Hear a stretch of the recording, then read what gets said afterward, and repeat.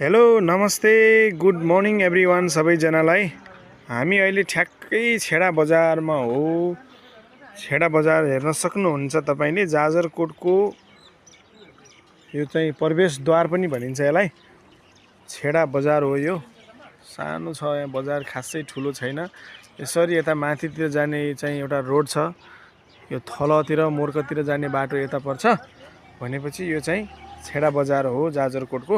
अनि देख्न सक्नुहुनेछ बजारभन्दा ठ्याक्कै बजारसँग सटेको कलकल बगेको सङ्लो नदी हो, भेरी नदी हो। र पारिपट्टि देखिने यो चाहिँ सुर्खेत जाने बाटो हो।